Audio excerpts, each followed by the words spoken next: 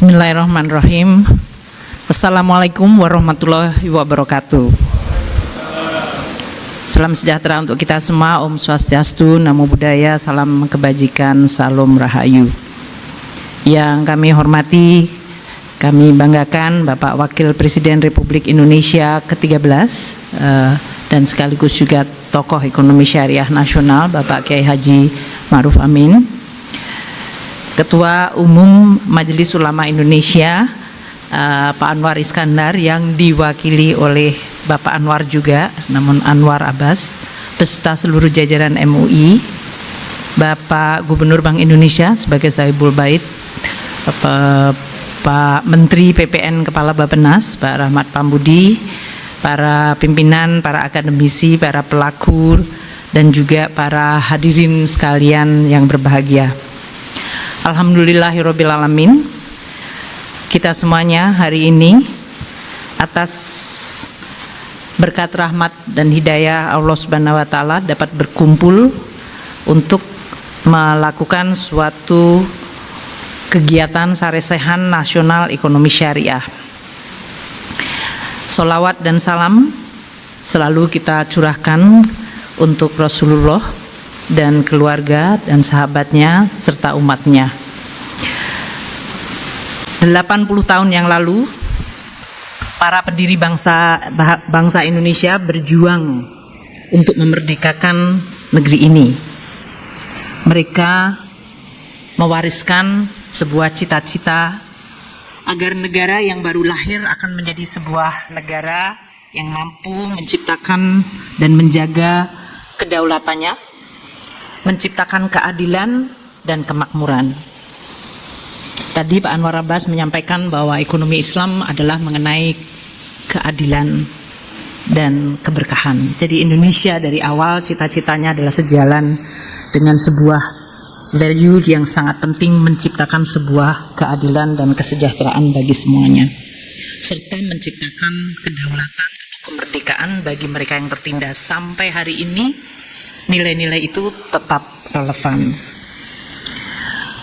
Pada bulan kemerdekaan, beberapa hari lagi kita akan memperingati 4 hari lagi kemerdekaan Republik Indonesia yang ke-80.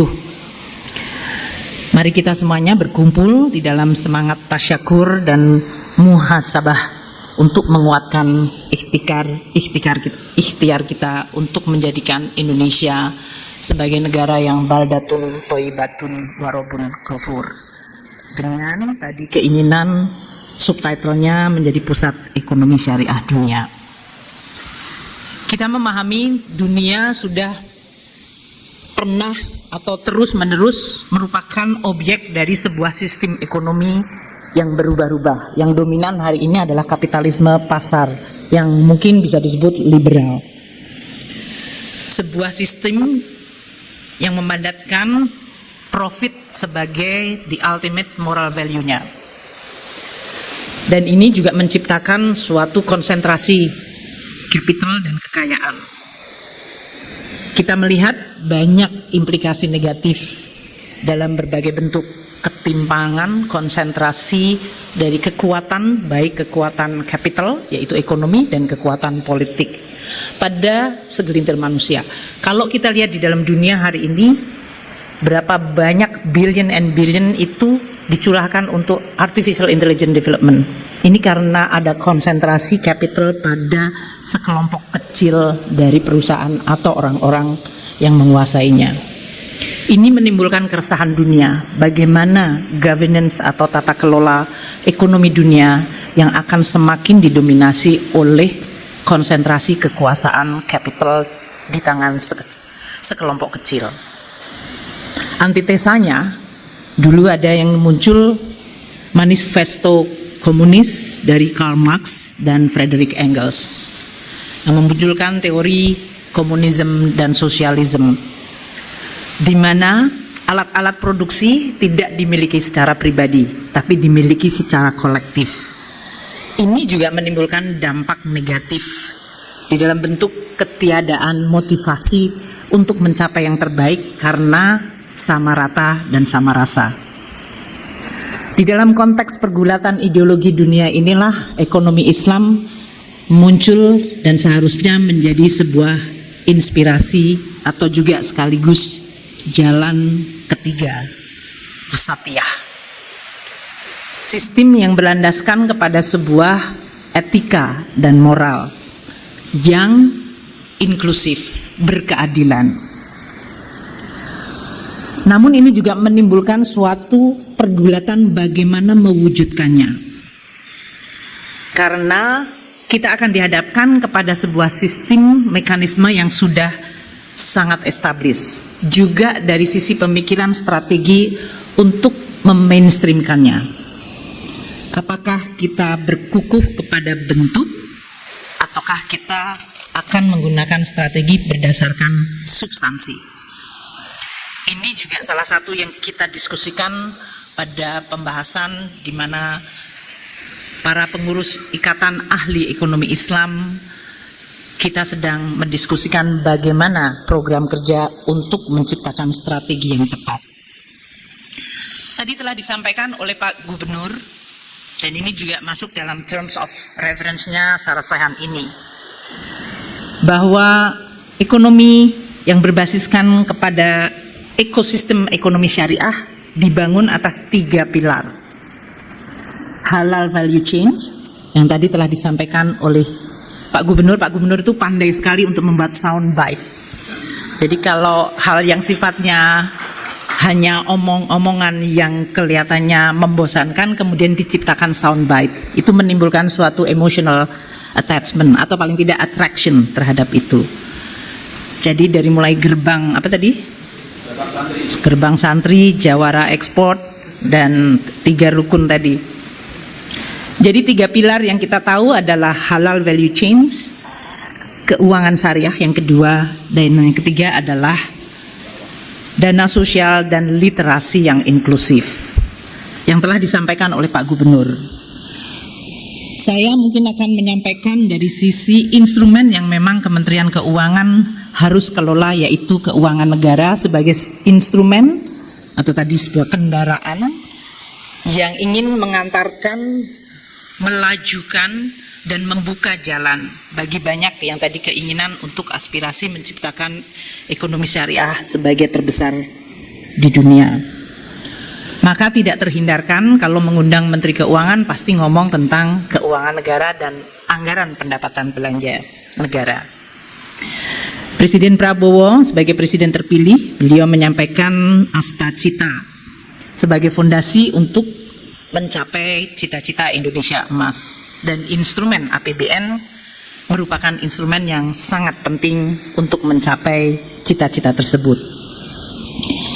Kami ingin menyampaikan bahwa di dalam mendesain dan melaksanakan Astacita, substansi keadilan begitu sangat kental, dan itu adalah konsisten dengan ekonomi syariah.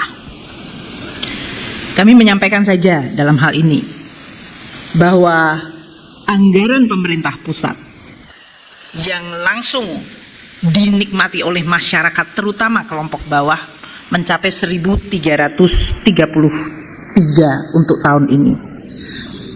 2 hari lagi Bapak Presiden akan menyampaikan untuk tahun depan dan angkanya akan lebih besar sekali. Dari mulai perlindungan sosial, jadi kalau kita bicara tentang keadilan, bagaimana yang lemah kita bantu. Kalau dalam bahasa syariah itu yang disebut menggunakan zakat, wakaf.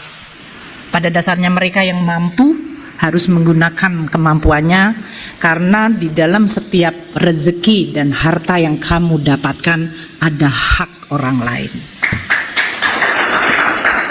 Bukan ustazah ya dalam hal ini, tapi ini karena Menteri Keuangan juga dalam setiap rezeki Anda ada hak orang lain. Caranya hak orang lain itu diberikan, ada yang melalui zakat, ada yang melalui wakaf, ada yang melalui pajak. Dan pajak itu kembali kepada yang membutuhkan. Kami sampaikan 10 juta keluarga tidak mampu diberikan program keluarga harapan, bahkan diberikan tambahan sembako untuk 18 juta keluarga. UMKM yang belum mampu kita berikan akses tadi. Jadi itu adalah akses kapital dengan kita tahu kemampuan untuk membayarnya yang terbatas, maka diberikan subsidi terhadap beban biaya dananya. Itu bisa distrukturkan secara syariah. Mereka yang perlu untuk mendapatkan pelayanan kesehatan, mulai dari diagnosa, pelayanan kesehatan gratis, pemeriksaan kesehatan gratis, dan sekarang dibangun akses kesehatan, puskesmas, BKKBN, posyandu, hingga rumah sakit di daerah-daerah yang sekarang di-upgrade, sehingga kalau menggunakan Menteri Kesehatan, jangan orang yang terkena serangan jantung tapi di daerah terpencil harus dibawa ke Jakarta, baru jalan 10 kilo sudah dijemput malaikat maut. Takdir mengenai kematian kita nggak pernah tahu, tapi ikhtiar untuk kita memperbaiki masyarakat untuk mendapatkan hak kesehatan itu adalah ikhtiar kita. Pendidikan, Bapak Presiden sekarang sudah mulai membuka sekolah rakyat yang kemarin saya kebetulan datang,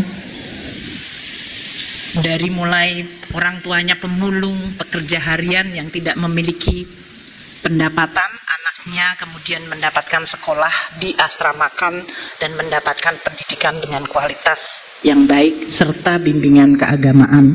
Itu adalah semuanya tadi hak dari rezeki yang kamu miliki untuk orang lain. Di bidang pertanian dan energi, Presiden juga menyampaikan mengenai ketahanan energi dan pertanian pangan. Tidak ada negara yang mampu menjaga kedaulatannya dan memakmurkan rakyatnya apabila tidak mampu memenuhi energi dan pangan. Dari mulai memberikan subsidi pupuk kepada petani yang paling membutuhkan, alsintan bibit hingga perluasan. Itu yang kami sampaikan sebagai instrumen APBN untuk mewujudkan keadilan. Secara substansi itu adalah ekonomi syariah.